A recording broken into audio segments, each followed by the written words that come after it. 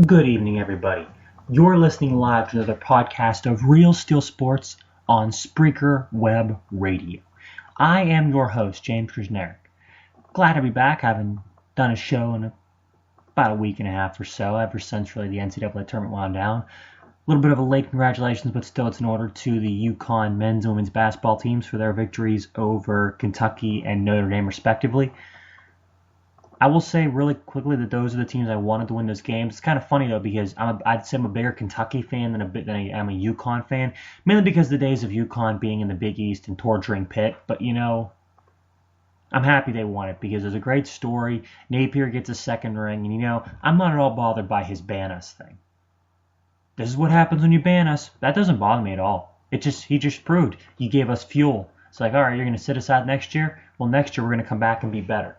Doesn't bother me at all that he said that. Scouting report done on South Carolina defensive end Jadeveon Clowney prior to the draft, calling him lazy and spoiled. Now, I wouldn't necessarily call him spoiled, but I wouldn't call him lazy either. But I would say I don't see a drive in him like I do Johnny Manziel.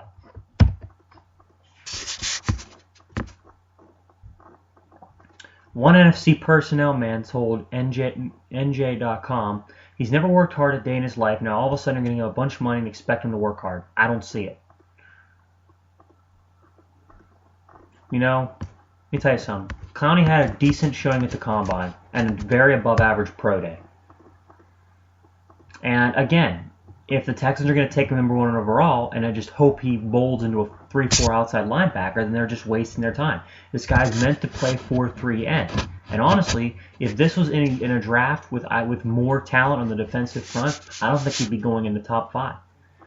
You look at some defensive linemen that have gone the first round in NFL history, and you compare him to and I'm talking like, over the last, just 10, 11, 12 years. You look at Julius Peppers, you look at Mario Williams, you look at, who else? Even Chris Long.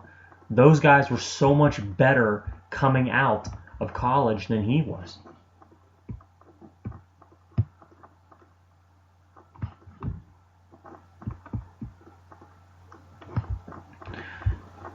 Let's see, what else I got to talk about. The NHL playoffs have been set. The road to the Stanley Cup is going to start to be decided very shortly. We have currently the playoff bracket goes as followed. In the Eastern Conference, for the Atlantic Division, you've got Boston versus Detroit in the first round, and the winner of that will take on the winner of Montreal and Tampa Bay. And then Pittsburgh will take on Columbus, and the winner of that faces the winner of New York and Philadelphia. The West, Anaheim versus Dallas, and the winner of that takes on the winner of San Jose and LA. And Colorado and Minnesota, winner of that takes on St. Louis and Chicago. I will point this out. I'm not going to be breaking those series down just yet. I'm going to be doing that. I'm going to do a couple of separate podcasts later on tonight after this one. I just wanted to touch base on that. The NBA playoffs are all but set at this point. I'm pretty sure right now that, it is confirmed. The Grizzlies, if they win, will clinch the 8th spot in the Western Conference. Right now, here's how it goes. In the Eastern Conference, the Pacers have locked up the top seed. Pretty much most of the teams are locked in place. And the current playoff matchups would go as followed if the NBA playoffs were to start today. Indiana versus Atlanta, Miami take on Charlotte, Toronto versus Washington, and Chicago take on Brooklyn. If anything, I would think that it's probably the way it's going to be. I mean, Chicago potentially can move into that 3rd spot if Toronto loses their final game, Chicago wins theirs. That would mean Toronto take on Brooklyn. So in the West, you've got San Antonio. They've locked up the number 1 seed. They would take on Memphis or Phoenix, but Memphis more likely because they're playing Phoenix right now. And that game currently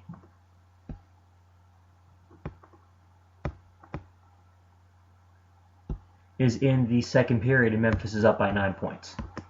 So San Antonio versus Memphis, Oklahoma City versus Dallas, LA versus Golden State, the Clippers, I should say, Houston versus Portland. And that's another thing I want to touch base on real quick is LA. And the fact that the LA Lakers have completely ran themselves into the ground. Let's not forget this was a team just 3 short years ago, heading into the playoffs, was the 2-time defending champion. They had Kobe, Gasol, Odom, Metta World Peace, Bynum. This was a team with talent. This was a team that, people still thought, potentially could win a 3rd straight title. And that would be Phil Jackson's ride off into the sunset. They ultimately get swept by the Mavericks and decide to overhaul the roster. They get rid of all their depth and they bring in Steve Nash, who's been average for him, and Dwight Howard, who was the biggest ripoff in Lakers history. If I'm sounding like a spoiled fan here, I don't want to say that because, I'm not, I like the Lakers, but then again, I like the Spurs, that's my team. I like Brooklyn, I like Chicago. I don't like the Lakers as much. But now the LA front office is saying that Mike D'Antoni more than likely will either A, have a peaceful departure, or mutual departure, or B, he'll be back next year. Has anyone seen the LA Lakers this year and how bad they've been? How the hell does he deserve to come back? Think about it this way. This year, the LA Lakers were one of the worst teams in the NBA. 2nd worst team in the West at 25-55, giving up 109 points a game. If you go by division, clearly the worst team in the Pacific Division. They even lost out that honor to Sacramento, which is very hard to do. And I'll make the notion that Mike D'Antoni's teams have proven to have no defense, even when he was in Phoenix, and it's proven here. These LA teams can score some points, but they have no defense. Let's put it this way: I'd be very surprised if he came back, and that's because the Lakers need to actually think with their heads here. It was said a few days ago that they're probably either going to bring him back for next year. Let me be very, very frank when I say this.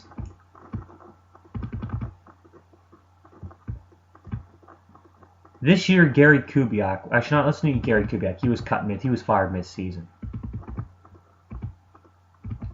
Mike Shanahan was fired by the Washington Redskins at the end of the season. Bringing D'Antoni back would be the same equivalent as bringing Shanahan back. A team with some offensive potential, but literally no defense. That's exactly what it would be like. And there's no way you can say otherwise.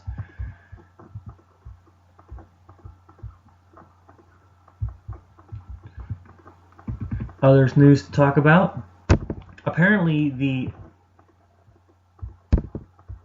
St. Louis Rams are shopping quarterback Sam Bradford. Honestly, I don't think this is that great of an idea. Actually, there's two schools of thought. One says today it's a great idea. Another one says it's a terrible idea. Here's why I think it's a terrible idea. Look where you're at in the NFL. Look where you're at in the draft.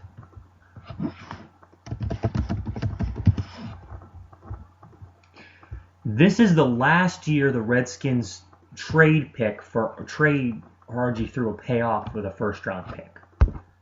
You're the number 2 overall pick, and you got holes to fill.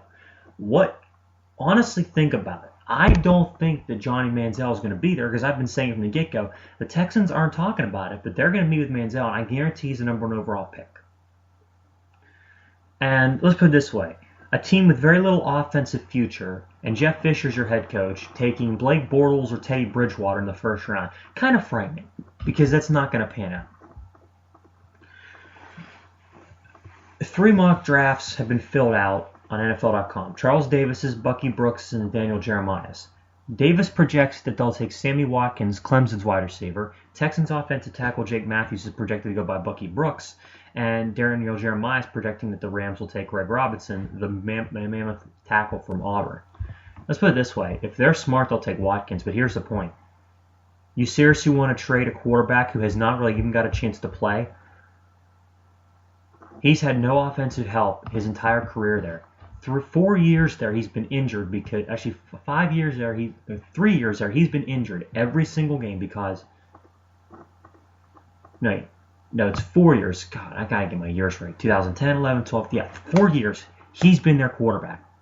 And if you look at his career numbers, I'm gonna run them off to you. He's completed just over 58% of his passes, 59 touchdowns, and 38 picks. And last year, through 7 games, he had 14 touchdowns and 4 picks before getting lost the season with an injury. He's never thrown for more picks than touchdowns in his career in a season, and they're shopping him as if he's never done anything. Let me put it this way: it's not his fault I think he tore his ACL. I'm not really sure. It's not his fault he tore up his ACL. Let's just say he did. I'll check because I can't remember what injury it was. Yeah, it was his knee injury.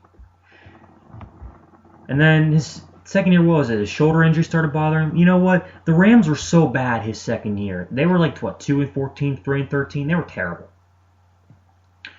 Bradford's a good quarterback. You give him an offensive line that can maybe block for 2 seconds.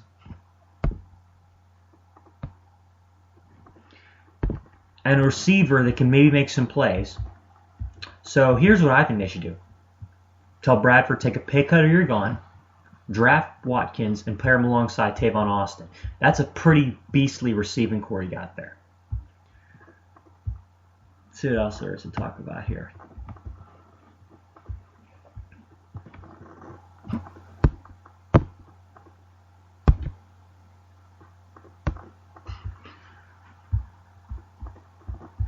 Just browsing through real quick. Donald Trump is attempting to buy the Buffalo Bills. I can tell he and Mark Cuban are both, racing to try to buy the Buffalo Bills at this point. Am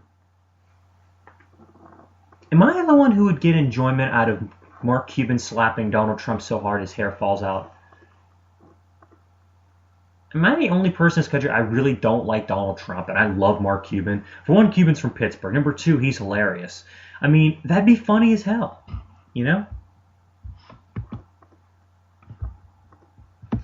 Other news to report. Eagles running back LaShawn McCoy said he'll take his 2-year-old son over Tim Tebow. I used to be a Tebow supporter, but the more I think about it now, yeah, the Broncos made the right decision. Let's see. San Francisco 49ers linebacker Alden Smith was arrested in LA airport for saying he had a bomb in one of his packages, in one of his bags. This guy has got to be one of the dumbest individuals to ever play for the 49ers. Now they've had some nut jobs walk through that door, from Terrell Owens to Charles Haley to who else? Fred Dean. But this guy takes the cake because this guy has something that those other three guys don't have. Charles Haley was nuts, but he was a great player, and off the field he didn't get in trouble. Same with T.O. Same with Fred Dean. Alden Smith is so dumb legally, it's not even funny.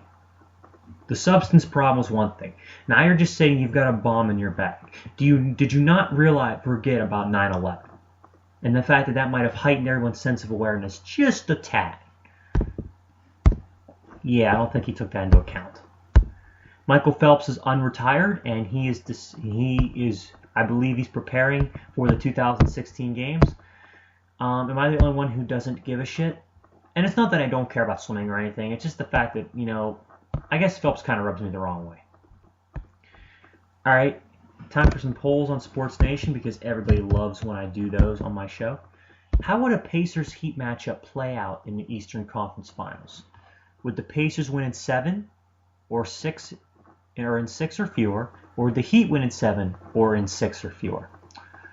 I would say the Pacers will win in 7 games because, and as the leading poll, the Pacers may have been terrible down the stretch, but they've got a couple of days to get their heads together before the series opener against, I believe it's going to be the Atlanta Hawks at this point, because they really can't move up anymore, and the Pacers have clinched the top spot.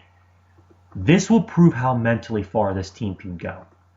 If they struggle against Atlanta, they're not even going to get to this point. The team that comes out of the East that they'll play in the semis will take them out. If they play their cards right, they'll be in the NBA Finals.